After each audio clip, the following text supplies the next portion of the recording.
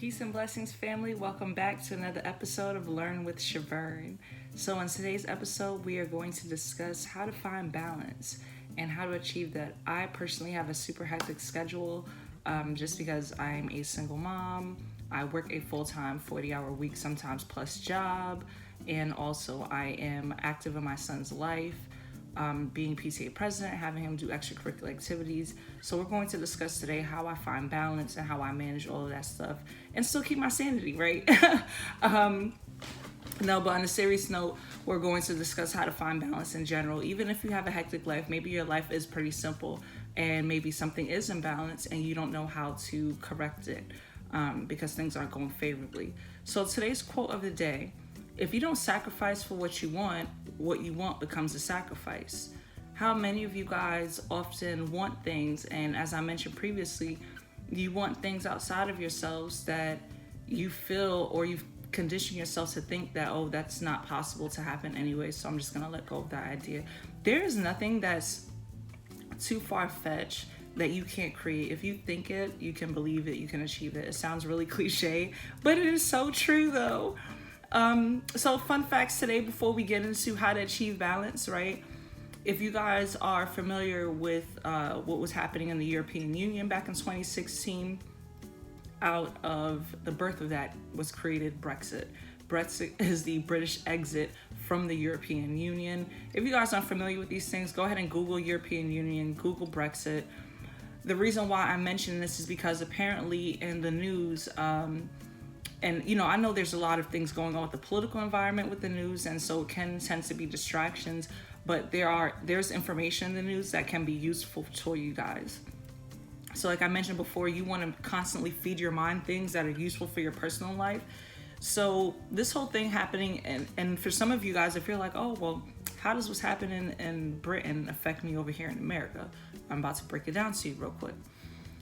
So Brexit apparently is holding back innovation at Europe's car makers, their car industry, right? So Europe constantly, like as of right now, they currently pour in about 54 billion pounds. So in US money, that's about $61.3 billion. They dump that into research and development. The reason why they do that is so that they can remain in the lead for the world's technological advances when it comes to cars, right? So an example of that is a reason why BMWs and Volkswagens and cars like that are very expensive in comparison to Mitsubishis and like Toyotas, which are Asian American vehicles. What this means for you, if Brexit stops putting money in their research and development, and if Brexit is the cause of that, what will happen is that if the value of those vehicles are no longer high end, a Toyota is going to be worth more than a BMW in a few years. That's how it affects you over here in America, right? So it would behoove you to be aware of how things internationally affect you on the homeland. We tend to get consumed in just what's happening, in our current area or our current state or our current neighborhood or whatever, and we don't take into consideration at all the things internationally that also affect us, right? And that's really important. So, how to find balance? Okay, so again, I am a single mom. I work a full-time 40-plus hour job sometimes. I am a student in school, which I do online courses so that I can do that at my leisure. I am a PTA president at my son's school. Let me tell you guys something about the PTA. If you have children, please do the same way you guys acknowledge, veterans fighting in the army and stuff like that. Please do acknowledge your PTA, because every single fundraiser, every single school event, like 9 out of 10 times your PTA is hosting it, they're doing it. There's a lot of people out there who are putting time and energy and effort into making things happen at your child's school. So please do acknowledge them and all the hard work and effort and things that they do, because had I known beforehand, PTA within itself is a full-time job, right? Just with it's a lot of managing. You have to manage a lot of people to make sure certain things get done. So it consumes a lot of time. And again, I work a full-time job because I have to eat. PTA doesn't pay the bills. So that also consumes time. And then I'm a mom, so I have to make sure that my child also does not get neglected as a result of all of these delegations and obligations that I have. I have to make sure that I cut time out for him as well. And then there's me time, right? Which is the most important thing. This is how we're going to discuss how to find balance. So for me personally, I make sure that before my son wakes up, I take at least an hour or two before he gets up, his normal schedule, right? To have that 10-15 minutes, take a shower, do my meditations, my prayer, clear my mind from anything. The worst thing you can do is hold a thought hostage in your mind or overthink about something, because it bears you no fruit. It does nothing productive for you to constantly hold on to something. The best thing you can do to find balance is to forgive yourself ahead of time for anything that you have not done or anything that you will not be able to do that day. A lot of us tend to put a lot of pressure on ourselves to make everything a priority. Everything cannot be a priority. It is just not feasible, right? Certain things have to be priority, and certain things you have to know to drop it down, or when to drop it down in the priority list. For me personally, because my life is so hectic, I give myself one thing each day to focus on. If it doesn't get done that day, okay, no big deal. The next day is a new day for me to be able to try again. Or to do it again, attempt to do it again, right?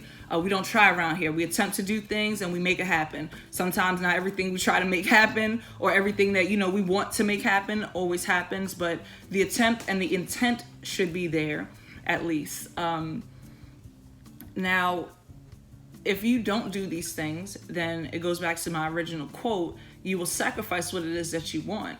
A lot of us want to be wealthy, but we walk around and we're spiritually broke. We're mentally broke, and we want external wealth. That makes no sense, right? Think about it. You cannot achieve something that you don't already have within. Because remember, from my first video up until now, I constantly mention to you guys, there's nothing outside of you that you do not already have within that you cannot manifest for yourself externally, right? Everything starts internally first. So something in you is imbalanced. You need to find that balance, your center, your focus on you. Do the thing that makes you feel good, whether it's listening to music, going to the gym, reading a good book, painting a picture, whatever it is that makes you feel good, that feeling is exactly what it is that you want, okay? Because that feeling of goodness is how you're able to manifest. And, for my single people out here, be mindful of all of the energies that you introduce to your soul self, okay? It's really important that when you're interacting with another individual, if you're in the dating world, the energies that you're constantly introducing to yourself are energies that you bring on, whether internally or externally, right? You bring on those energies into your circle, your space. So be mindful of those things. For my fellas out there, I know it's like a culturally cool thing to be promiscuous, but the reason a lot of fellas walk around with a lot of emotional baggage that they have no idea where it comes from is because all of the women that they interact with, right? We'll call it that. For the sake, I try to keep these child friendly too. For that reason, you carry around a lot of emotional baggage and you can't identify it. That's the reason why you're carrying around emotional baggage that's not even your own. So be mindful of those things. Energy is never created or destroyed. It is merely transferred from one place to another. So things that you can do to clear out your space and find balance at the beginning or ending or in the middle of your week, whatever suits your schedule, you want to make sure that you're doing things like washing your sheets, washing your clothing, because your clothing carries the energy from the vibrations that you encounter throughout that day, right? Whether the people or places or whatever, you're carrying that energy with you. So you want to always make sure that energy is clean. If you got curtains in your house, you want to make sure you wash the curtains. You want to make sure you're constantly cognizant of any negative blockages. If you're a creator, if you're an artist, right, and you find that you're coming to a mental block, that is because something in your immediate space is cluttering you. You need to clear that out.